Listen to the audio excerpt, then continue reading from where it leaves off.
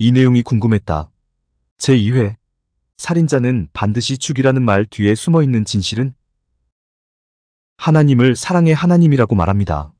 하나님을 은혜의 하나님이라고 말합니다. 하나님을 용서와 화해와 화평의 하나님이라고 말합니다.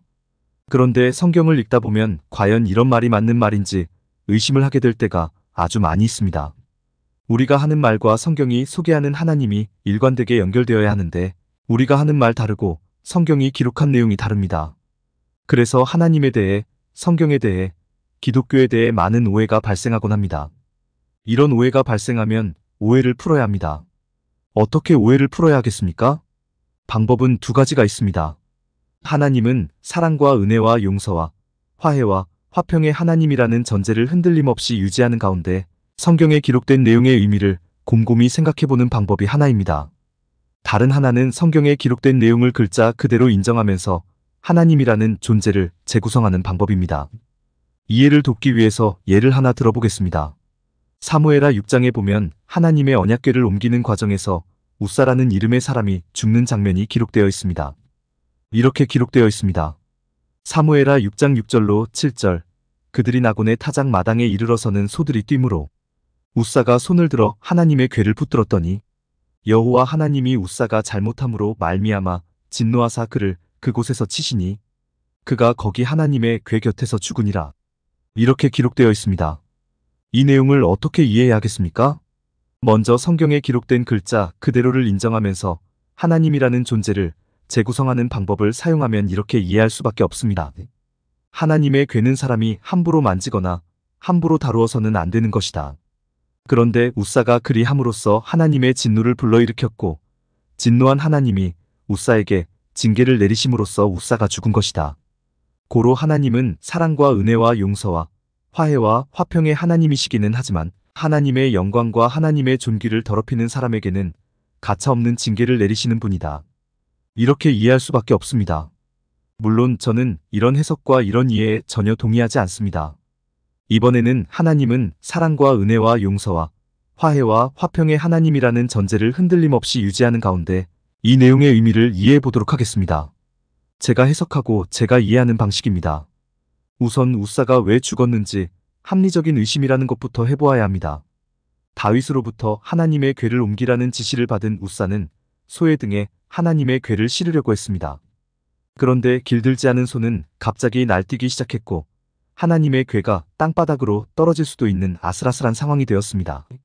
웃사는 그 궤를 어떻게든 받아내려 했지만 그만 날뛰는 소의 발에 치여 현장에서 즉사하고 말았습니다. 참으로 어이없는 죽음, 참으로 황당한 죽음, 참으로 억울한 죽음을 당한 것입니다. 하나님은 웃사의 죽음이 너무나 안타까우셨습니다. 하나님은 웃사에게 너무나 미안한 마음이 들었습니다. 하나님의 궤를 지키려다가 죽은 웃사의 죽음이 하나님 때문이라고 생각하셨습니다. 웃사는 내가 죽인 거야. 웃사는 나로 인해 죽은 거야. 내가 죽인 것이나 다름없어. 이렇게 통곡하셨습니다.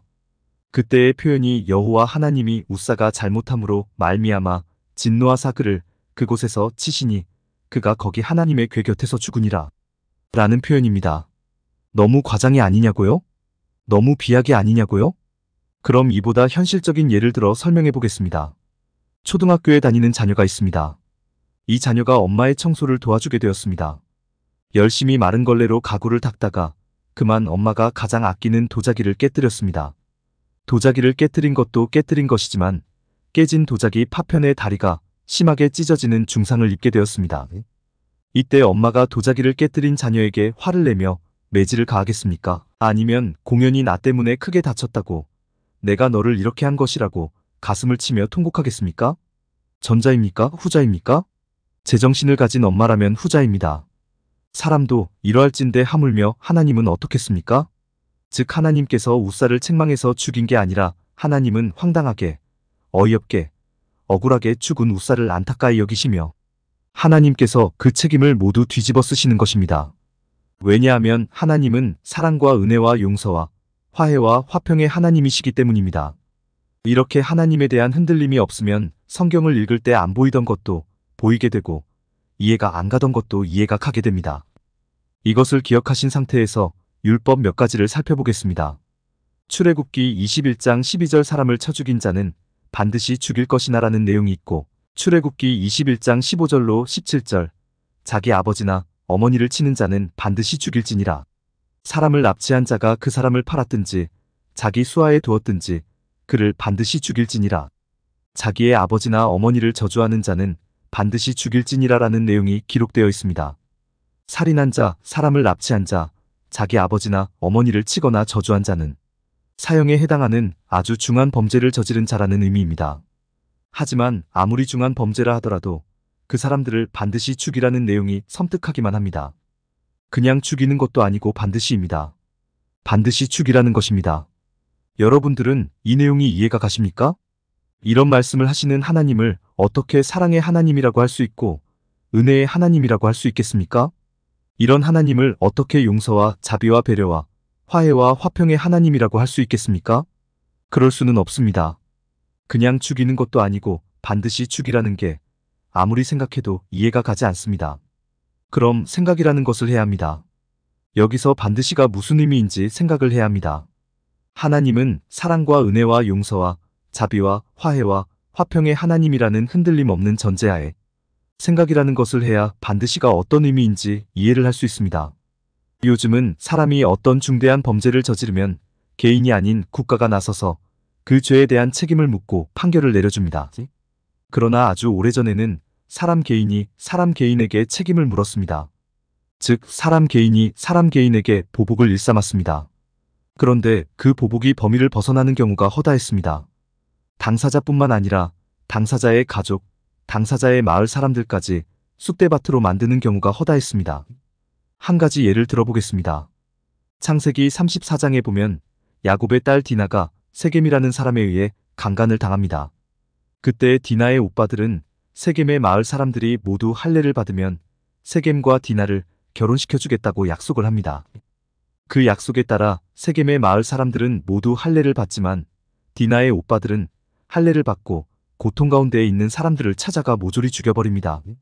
잘못한 사람은 디나를 욕보인 세겜뿐인데 마을 사람들까지 모조리 죽여버리는 무시무시한 피해 보복을 벌인 것입니다. 이것이 사람의 모습입니다. 이런 예는 우리나라에도 있었습니다. 어떤 한 사람으로 말미암아 삼족이 죽음을 당하는 일도 있었고, 이미 오래전에 죽은 사람을 다시 꺼내어 그 시체의 목을 자르는 부관참시 같은 것도 있었습니다. 사람은 이런 존재입니다. 하나님께서 반드시 죽이라고 말씀하셨습니다. 여기서 반드시는 이런 보복을 하지 말라는 의미의 반드시입니다. 네가 억울한 일을 당했니? 누군가가 너의 가족을 살해했니? 참으로 가슴 아픈 일이 일어났구나. 그래도 그 사람을 용서해주면 안 되겠니? 안 된다고? 억울해서 도저히 참을 수가 없다고? 보복하지 않으면 견딜 수가 없다고? 그럼 반드시 내 가족을 살해한 그 사람에게만 보복해야 한다. 그 사람의 아내, 그 사람의 자녀들에게도 보복하면 절대로 안 된다. 반드시 당사자에게만 해야 하는 거야. 이런 의미의 반드시입니다. 영어로 표현하자면 must가 아니라 just입니다. 하나님께서는 이런 의미로 반드시 죽이라고 말씀하시는 것입니다. 용서가 전제되어 있되 혹시라도 용서가 안 된다면 오로지 당사자에게만 죄의 값을 물으라는 것입니다. 출애굽기 21장 23절로 25절 생명은 생명으로, 눈은 눈으로, 이는 이로, 손은 손으로, 발은 발로, 된 것은 된 것으로, 상하게 한 것은 상함으로, 때린 것은 때림으로 갚을지니라라는 말씀이 있습니다. 이 내용도 마찬가지입니다. 사람은 자기의 한 눈이 뽑히면 다른 사람의 두 눈마저 뽑아버리는 보복을 행합니다. 자기의 이 하나가 다치면 다른 사람의 이 두 개는 뽑아내야 직성이 풀립니다. 그러지 말라는 것입니다. 용서가 전제되어 있되 용서가 안 된다면 당한 만큼만 죄의 값을 물으라는 것입니다. 그래야 더 이상의 보복이 일어나지 않고 그래야 사람들이 온전히 살아갈 수 있기 때문입니다. 오늘 정말로 중요한 말씀을 드렸습니다.